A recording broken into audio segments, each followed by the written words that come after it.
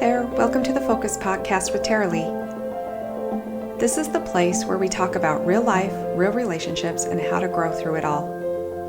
If you're looking for simple mindset shifts, better communication, and deeper connections, you're in the right spot. Let's dive in. Hi friends, welcome back to the Focus Podcast with Taralee. Today we are diving into a topic that comes up in almost every coaching conversation I have: confidence. We all want more of it. Confidence in relationships, confidence in parenting, confidence in making decisions, confidence in starting something new. But here's the problem. Most of us think confidence is something we're supposed to have before we take action. We tell ourselves, once I feel more confident, then I'll go on a date. Then I'll start the business. Then I'll set the boundary. Then I'll apply for the job. But that's actually backwards. Today I'm going to walk you through the process of how confidence is actually created, and I'll give you a framework you can actually apply right away. And just a little spoiler, confidence isn't the first step, it's the last step. So if you've been waiting for confidence to show up before you move forward, this episode is for you. So what is confidence? Confidence is a skill, a byproduct, a reward you earn after showing up, trying, failing, trying again, and proving to yourself that you can do it.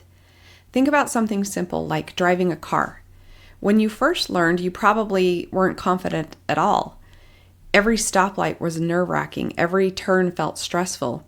But over time, through practice, you gained confidence. Now you don't even think about it, you just drive. Confidence came because you were willing to be scared first. You were willing to keep showing up consistently. It's the same with datings and relationships, faith, career, or really anything else. Confidence doesn't magically appear, it is built. Okay, this is the part that I really want you to hear because it can change everything. The path to confidence can be summed up in 4 steps: courage, commitment, consistency, and confidence. So, number 1, courage. Confidence begins with courage. And here's the thing about courage, it doesn't feel good. It feels scary, messy, exposed. If you're waiting for fear to go away before you take action, you will never move forward. Fear is supposed to be there. Courage is when you act anyway. Maybe courage looks like starting the conversation you've been avoiding. Maybe it's showing up at a singles activity alone. Maybe it's applying for the job even though you're not sure if you'll get it. Courage is the bridge between inaction and growth. So next we have commitment. Courage gets you started, commitment keeps you going. This is where most people fall off. They try once or twice and hit obstacles and then say, "See, I'm just not cut out for this." But commitment says, I'm all in, even when it's hard, even when I don't see results yet. There's a difference between being interested and being committed. Interested means I'll try this as long as it's easy. Committed means I'm doing this no matter what. This is the stage where your brain will throw all the doubt at you.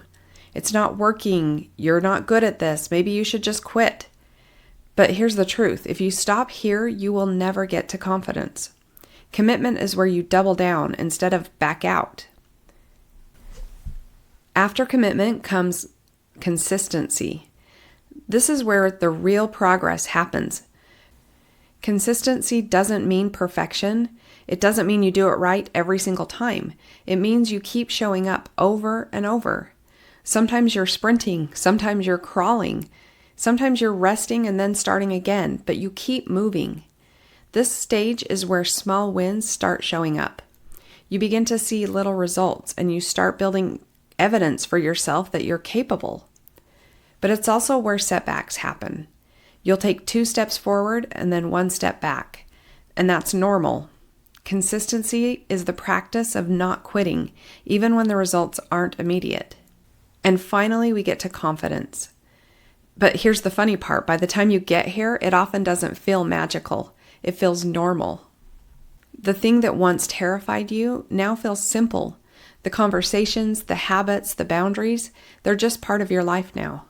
Confidence is the quiet knowing I can do this. And usually once you hit confidence, you start aiming for the next big thing, which puts you right back at courage again. That's the cycle. Courage, commitment, consistency, confidence.